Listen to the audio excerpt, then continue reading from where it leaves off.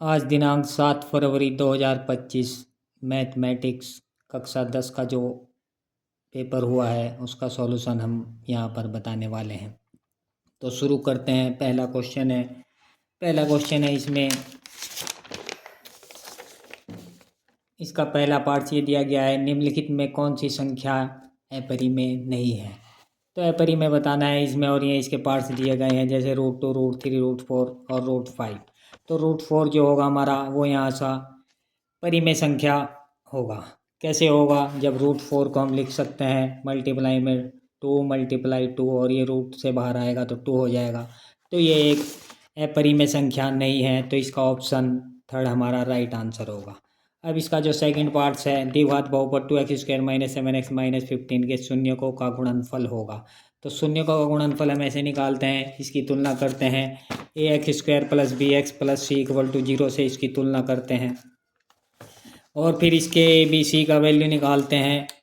जैसे ax² + bx + c = 0 से तुलना करने पर a बराबर 2 हो जाएगा, p बराबर -7 और c बराबर -15।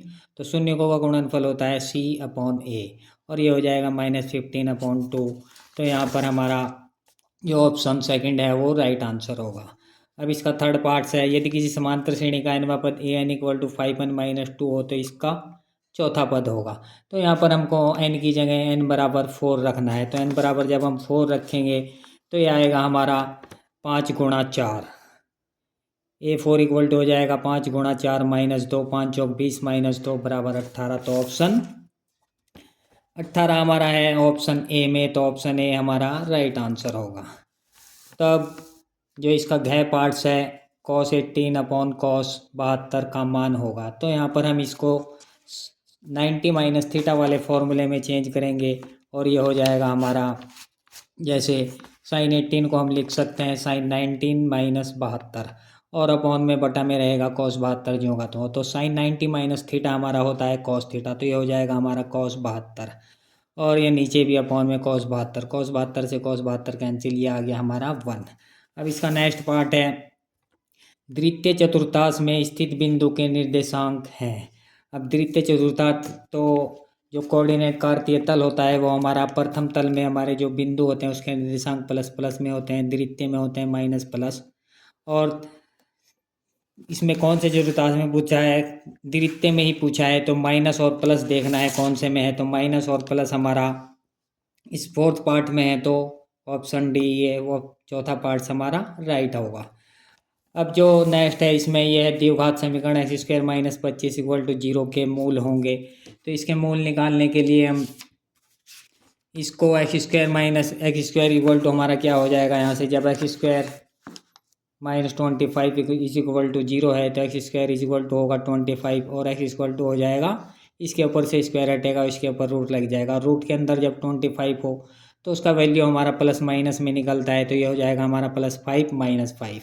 तो +5 और -5 जो से ऑप्शन में होगा, ये ऑप्शन सेकंड है हमारा 5 और -5। तो ये ऑप्शन सेकंड हमारा राइट आंसर है। अब इसका जो नेक्स्ट पार्ट है ये है, यदि ABC और त्रिभुज PQR समरूप है, जहाँ AB बराबर 2 सेंटीमीटर, BC बराबर 3 सेंटीमीटर और PQ बराबर 4 सेंटीमीटर हो तो QR का मान होगा। तो इसको ऐसे करना था, यहाँ पर दो त्रिभुज बनाने हैं ABC और PQR। तो जब दोनों त्रिभुज समरूप है, AB बराबर 2 सेंटीमीटर है, BC 3 है और PQ हमारा 4 है। तो जब त्रिभुज ABC समरूप त्रिभुज PQR है तो यहाँ पर हम लिख सकते हैं कि AB/PQ, जो ये भुजा इसके अपॉन में अगर हम रखें जो इसके संगत होगी, तो AB/PQ = होगा हमारा BC/QR, BC/QR। तो यहाँ पर इन वैल्यू को रखेंगे, AB है हमारा 2, PQ है 4, 2/4 = BC है 3, 3/QR।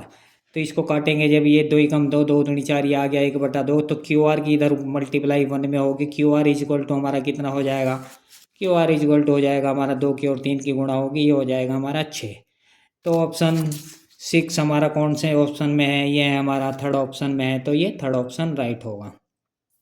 अब इसका नेक्स्ट पार्ट है, किसी प्रयोग के सभी प्रारंभिक घटनाओं की प्रायिकताओं का योग होता है, तो वह हमारा 1 होता है। इसका सेकंड पार्ट राइट आंसर होगा।